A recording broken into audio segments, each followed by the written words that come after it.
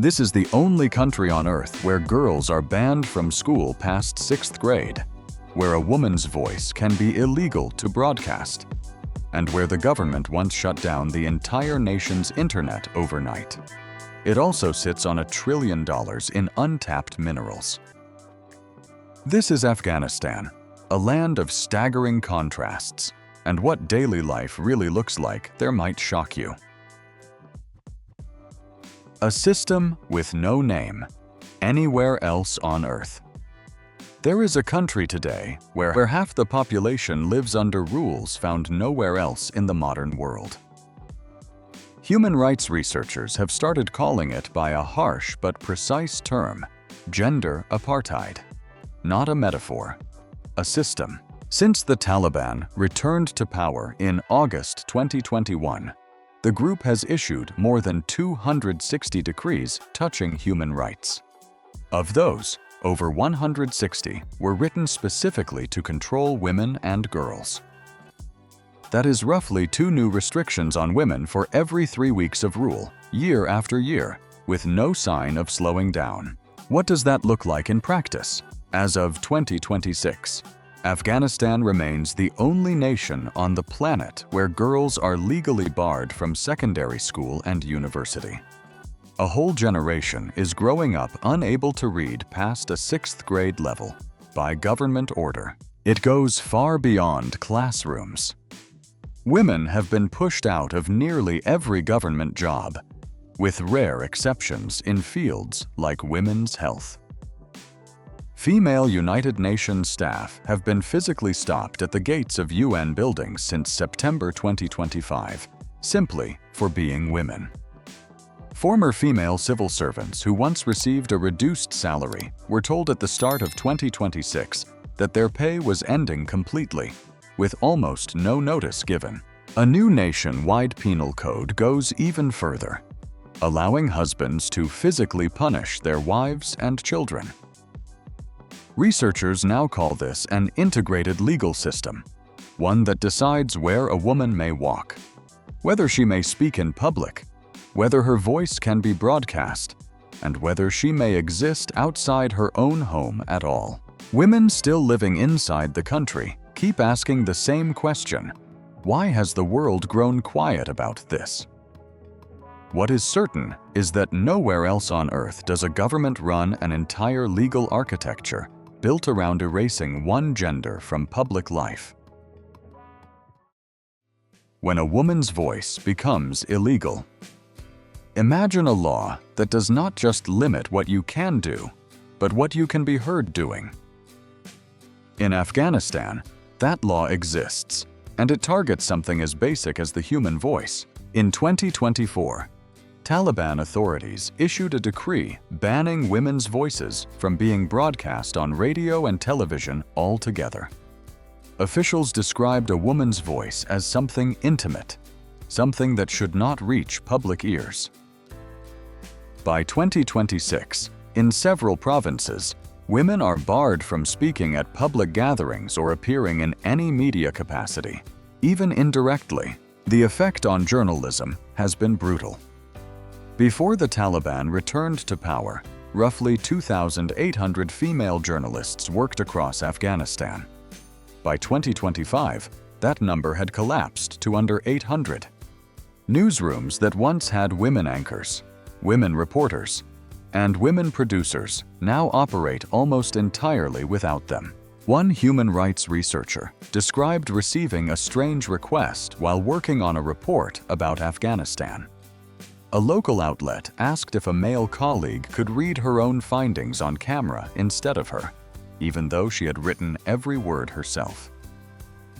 Her voice on her own research was considered unfit for broadcast.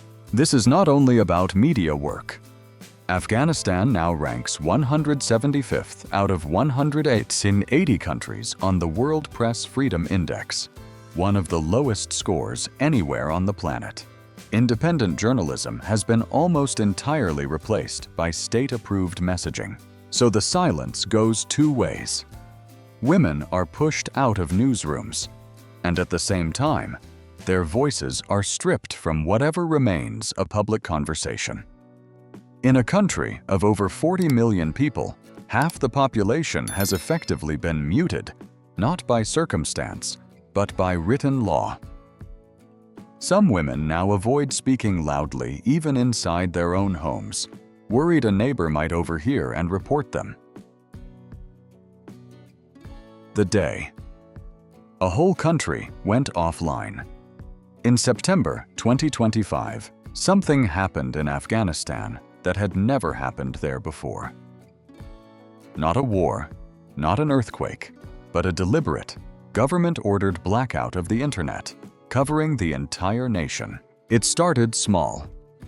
Authorities in the northern province of Balkh cut fiber optic internet, saying the move was needed to prevent what they called immoral activities.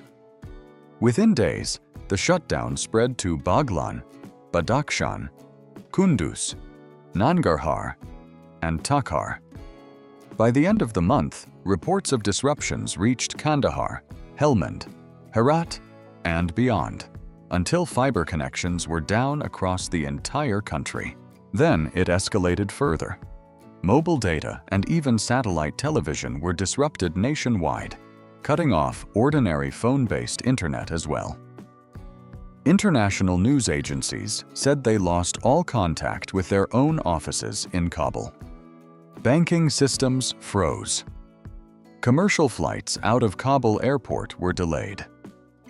The blackout stretched on for more than 2 weeks before mobile and fiber access was finally restored on October 1st. The timing made it even harder to bear. The shutdown hit just weeks after a powerful earthquake struck eastern Afghanistan, a disaster that killed more than 2,200 people. Families searching for missing relatives, aid groups coordinating relief, and journalists trying to report the damage were suddenly cut off from the outside world at the worst possible moment. Officials never gave one consistent explanation. Some blamed aging cables needing replacement. Others openly stated the goal was preventing immorality online. Reports at the time said as many as 9,000 telecommunications towers across the fiber network were ordered shut down until further notice. Whatever the true reason, for over 2 weeks, a nation of more than 40 million people simply vanished from the internet, entirely by government decision. A country where music and pictures of living things are illegal. Picture driving down a highway and being stopped by police, not for speeding, but for playing a song on your car radio. In Afghanistan, that is not a hypothetical. It is written policy. Late last year, Taliban authorities formally codified a long list of morality rules covering daily behavior across the country. Among them, drivers are barred from playing music in their vehicles. Radio and television stations are prohibited from broadcasting music altogether, a rule that effectively silenced decades of Afghan musical tradition overnight. From wedding songs to classical Herati music passed down for generations. The restrictions go further than sound. Media outlets are also barred from broadcasting images of living beings, including animals, and any programming built around political debate. That single rule reshaped Afghan television almost completely, wiping out entertainment shows, nature documentaries, and much of the visual storytelling that once filled local channels. These are not informal customs enforced by social pressure. They are official government policy, part of the same broader morality law that also requires women to cover their faces in public and requires men to grow beards of a certain length. Enforcement falls to a dedicated ministry created specifically to monitor virtue and prevent vice, with officers authorized to stop vehicles, enter shops, and issue penalties on the spot. For a country with a musical and artistic heritage stretching back centuries, the ban represents something close to cultural erasure.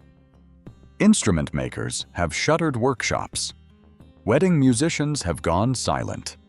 And an entire generation of Afghan children is growing up in a country where turning on the radio for a song is treated as a criminal act, and where the simple image of a bird or a dog on a television screen has quietly disappeared from view. The graveyard of empires. There is a nickname historians give Afghanistan that sounds dramatic but is remarkably accurate. They call it the graveyard of empires, and the body count of failed conquerors backs it up. The story starts more than 2,000 years ago, when Alexander the Great pushed his army through the mountain passes of the Hindu Kush on his way toward India. He captured cities like Herat, but holding the region proved far harder than taking it.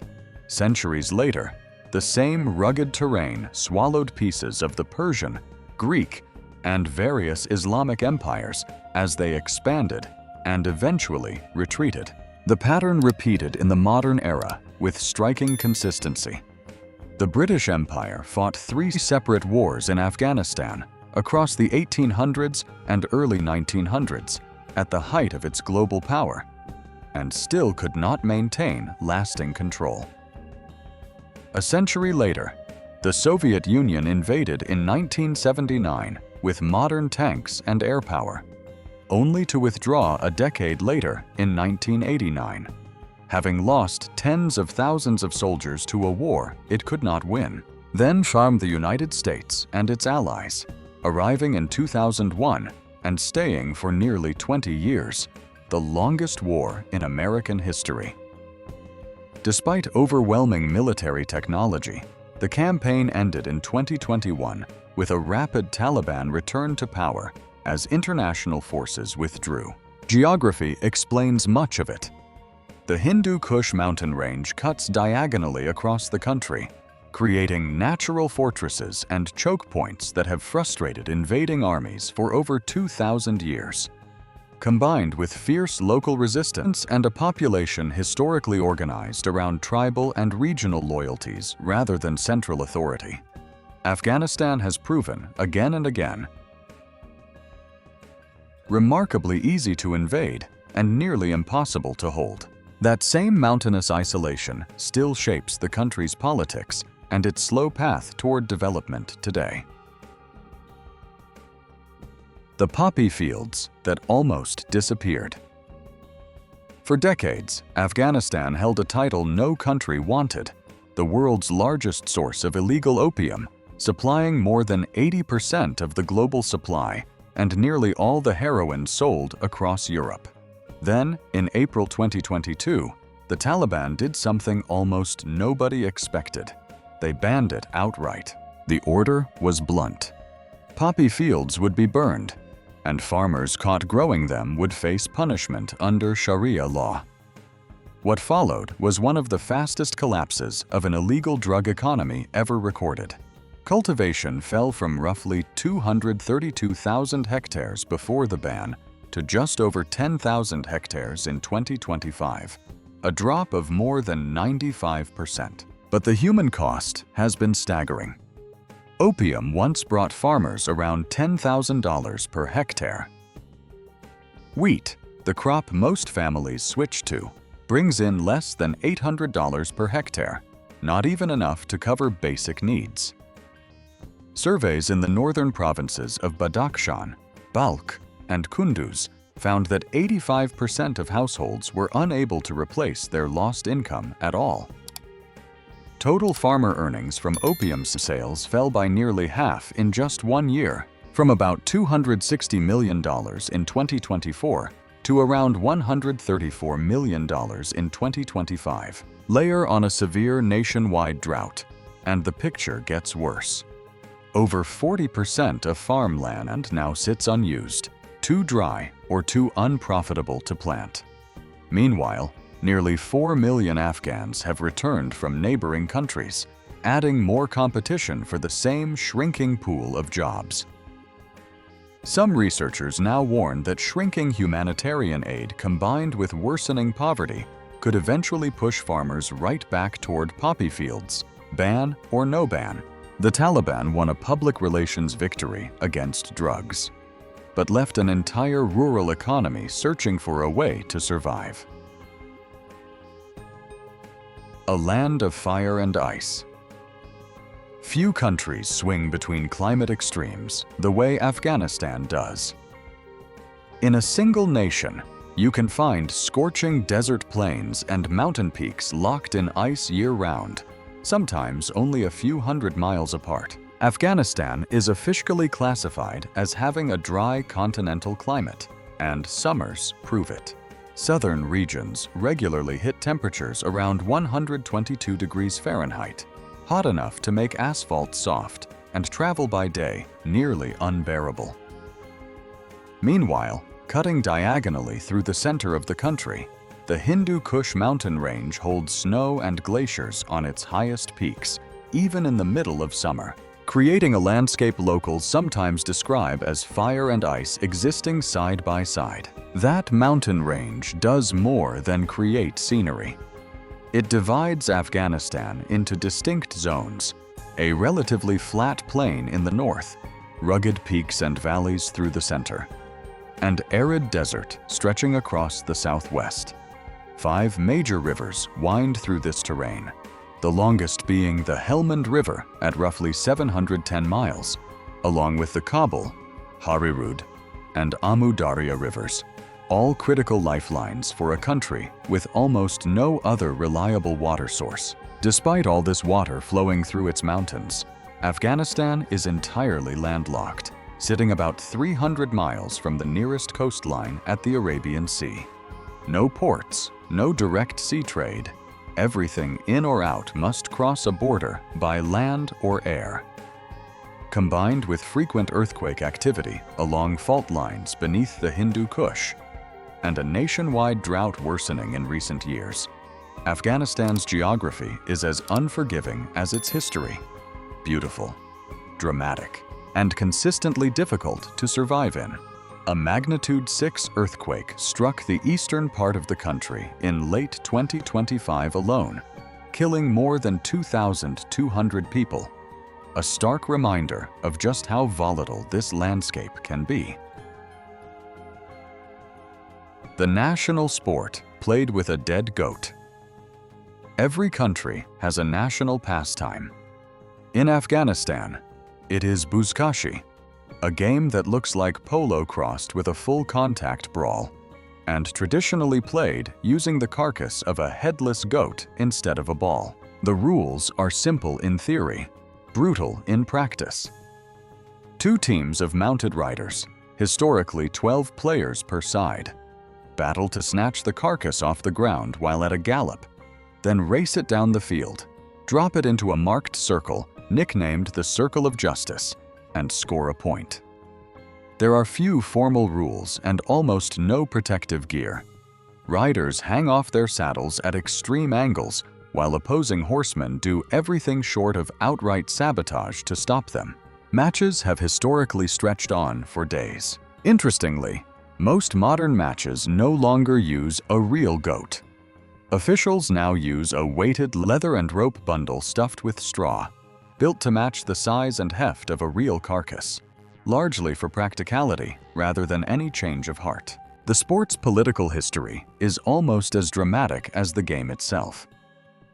During the Taliban's first period in power in the late 1990s, buzkashi was banned outright as immoral entertainment. After their fall in 2001, it roared back to life. And remarkably, since the Taliban returned to power in 2021, they have allowed it to continue, even attending matches themselves. As recently as December 2025, thousands packed the outskirts of Kabul for the national championship final, with senior Taliban officials seated among the crowd, watching horsemen chase a fake goat carcass across the dust. Every single spectator in that crowd, without exception, was male. A detail that quietly reflects just how much public life in Afghanistan is now divided strictly along gender lines, even at something as simple as a sporting event. A country almost erased from the news. Before 2021, Afghanistan ranked around 122nd in the world for press freedom. Not great, but not catastrophic either. Then everything changed, and today the country sits at 175th out of 180 nations, according to the 2026 World Press Freedom Index from Reporters Without Borders, that places Afghanistan in the same company as North Korea, Iran, Saudi Arabia, China, and Eritrea, the handful of countries the organization considers to have the least free media on the planet. Reporters Without Borders described the Taliban's return to power bluntly, calling it the death knell for press freedom in the country. The numbers behind that ranking are staggering. Within just 3 months of the Taliban takeover, 43% of Afghan media outlets shut down completely. Of the roughly 12,000 journalists working before 2021, more than 2/3 have left the profession entirely, driven out by censorship, arrests, or fear. The impact on women has been even sharper, with 8 out of every 10 female journalists no longer working in the field at all. Those who remain operate under constant threat. As of 2026, 4 journalists are still being held in Taliban custody. Surviving outlets are required to broadcast government-approved content in what researchers describe as an environment completely devoid of pluralism or dissenting voices. For millions of Afghans, especially outside major cities, independent information barely exists anymore, replaced almost entirely by state-controlled narratives with no outside voice allowed to challenge them. Researchers note the country has fallen 53 places in just 5 years, one of the fastest and steepest collapses in press freedom ever recorded anywhere in the world. $1 trillion underground, poverty above it. Beneath Afghanistan's mountains sits one of the most valuable untapped mineral deposits on the planet. Above ground, most of the population cannot afford enough food. That contradiction may be the most striking fact about this entire country. According to the United States Geological Survey, Afghanistan's mineral wealth is worth at least $1 trillion. Afghan officials themselves have claimed the real number could be closer to $3 trillion. Buried across more than 1,400 identified deposits are massive reserves of copper, iron ore, lithium, and rare earth elements like neodymium and dysprosium, the exact materials the world needs for electric car batteries, solar panels, and modern electronics. One expert nicknamed Afghanistan the Saudi Arabia of lithium. Individual sites are staggering on their own. The Mes Aynak copper deposit alone holds more than 12 million metric tons of copper, valued above $50 billion. The Hajigak iron ore site contains an estimated 2 billion metric tons of high-grade ore. China has already signed contracts worth billions of dollars for lithium and copper access, chasing resources that could reshape entire industries. And yet, almost none of that wealth has reached ordinary Afghans. As of 2026, 22 million people, nearly half the population, need humanitarian assistance just to get by. Analysts describe Taliban mining deals as rushed, opaque, and short-term, trading away long-term national wealth for immediate cash, often exporting raw ore instead of building the processing plants that would keep profits and jobs inside the country. A country sitting on $1 trillion underground remains, above ground, one of the poorest places on Earth, closing this journey through a nation defined, at every turn, by staggering contrast. Afghanistan is a land of extremes, ancient beauty and modern crisis, buried riches and daily hardship, silence forced on half its people. Behind every headline are real lives still waiting for change. Thanks for watching. If this opened your eyes, share it and subscribe for more stories like this one.